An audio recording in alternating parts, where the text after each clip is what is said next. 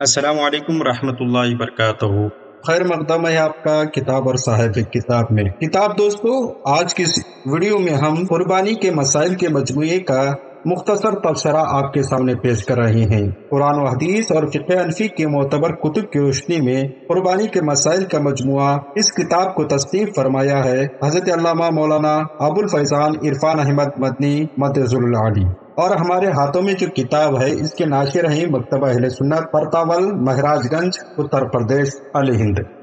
خوبصورت اور دیدہ زیب سر ورق کے ساتھ 318 صفحات پر مشتمل یہ کتاب اپنے آپ میں قربانی کے مسائل کے حوالے سے ایک انسائکلوپیڈیا کا درجہ رکھتی ہے۔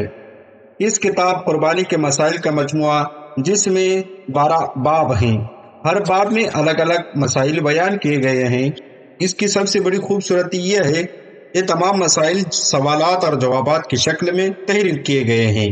پہلا باب آپ جب دیکھیں گے تو اس میں قربانی کی اہمیت، پہلے باب میں تقریباً 30 عناوین پر مشتمل مضامین ہیں۔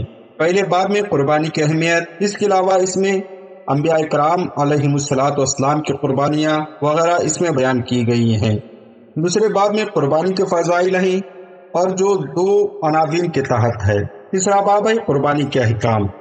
اس قربانی کے احکام میں 50 سے زائد عناوین کے ساتھ اس میں مضامین پیش کیے گئے ہیں، جس میں قربانی کسے کہتے ہیں، قربانی کی شرعی حیثیت کیا ہے، قربانی واجب ہونے کا سبب کیا ہے، قربانی واجب ہونے کے شرائط کیا ہیں، بالغ کسے کہتے ہیں۔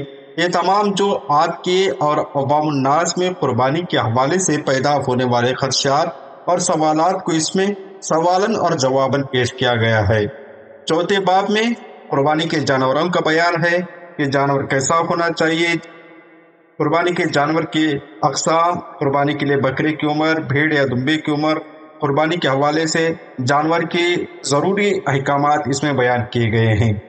پانچواں باب شراکت پر قربانی پر مشتمل ہے، یعنی مطلب یہ ہے کہ گائے کی قربانی یا اونٹ کی قربانی میں کتنے لوگ شریک ہو سکتے ہیں اور اس کے حوالے سے پیش آنے والے سوالات کو سوالن اور جوابن پیش کیا گیا ہے۔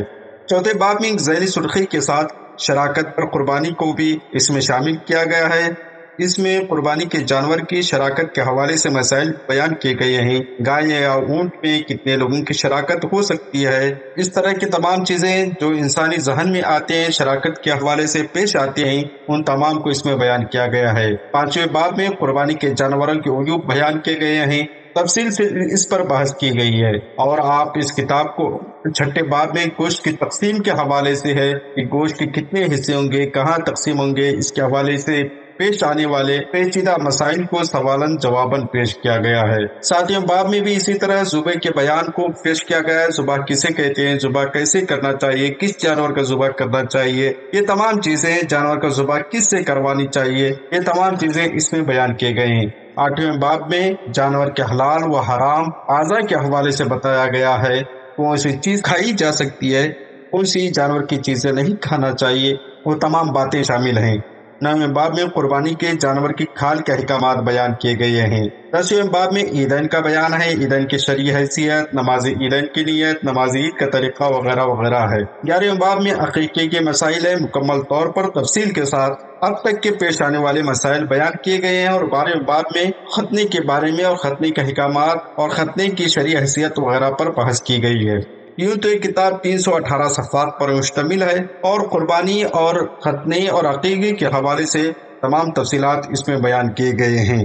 اس کتاب کو حاصل کرنے کے لیے آپ مکتبہ اہل سنت پرتاول مہراج گنج سے رابطہ کر سکتے ہیں، جن کا نمبر ہم آپ کو اسکرین پر دکھا رہے ہیں، اور ان سے رابطہ کر کے اس کتاب کو حاصل کریں۔ آنے والے دنوں میں جب آپ قربانی کریں، عقیقہ کریں، ختنہ کریں، اس کے حوالے سے جو بھی مسائل ہیں اس میں آسانی کے لیے آپ اس کتاب کا لازمی طور پر مطالعہ کریں۔ اس طرح کی مزید ویڈیوز دیکھنے کے لیے کتاب اور صاحب کتاب چینل